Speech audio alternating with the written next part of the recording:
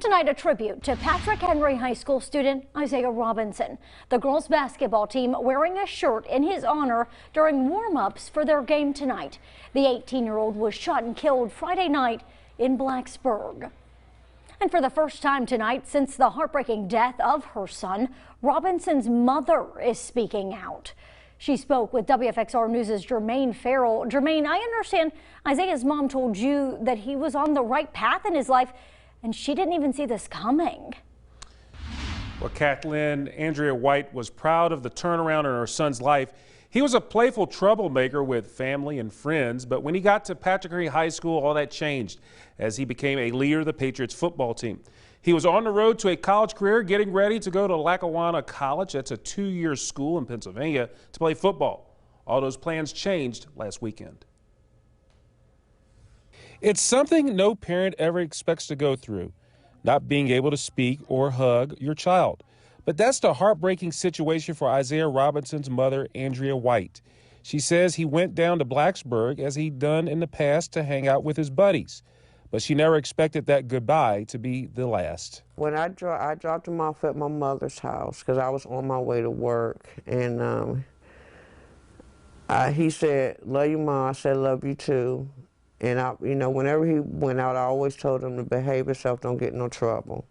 He said, "I'm not." Isaiah wasn't a street person. He had a lot of friends. He had a bunch of different group of friends that he hung around, but he never really hung out in the street. Andrea says she became concerned about Isaiah when she heard about a shooting last Friday night at the Melly Hookah Lounge. And when she couldn't get a hold of Isaiah, her concerns grew. I got home a little after 3 a.m. from work. Location still had not changed.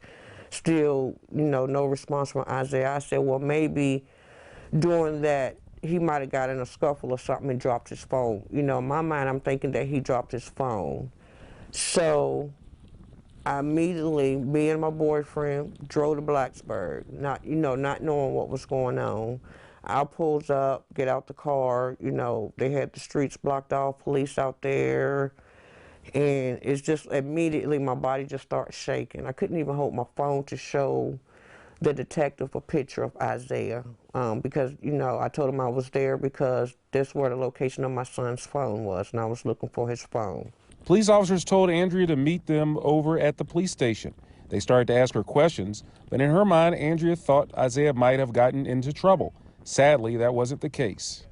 And 2 of the detectives was like shaking their heads. So, I'm like, okay. So he, told me what, well, after I had given him a description of Isaiah's tattoo, he was asking me about Isaiah's tattoos on, on his arms. And when I was giving him the tattoo, the descriptions of his tattoo, I had no idea that I was identifying him as, what I was identifying him for.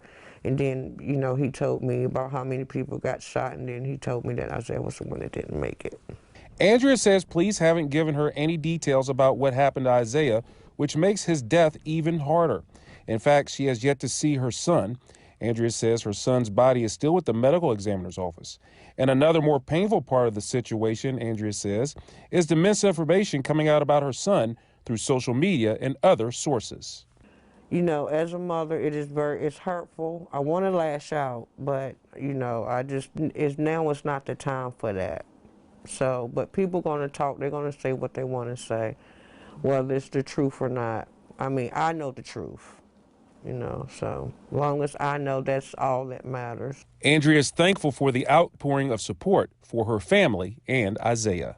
I didn't know that Isaiah was loved like that. I really didn't. Coming from that bad little boy to, one of the top athletes. So I was really, I was like blown away for real. I'm gonna miss my baby, I just want his memory to live on. Now, Andrea says she's also gotten support from an organization called Fed Up, which is working together for a safer community. That's a school-based anti-gun violence program. She says funeral arrangements are pending, and Isaiah's sister has set up a GoFundMe account to help with funeral arrangements. And we will have the details of that GoFundMe account, as well as my full interview with Andrea White, attached to this story a little bit later on WFXRTV.com. Kathleen? Jermaine, thinking of and praying for their family. What a difficult time.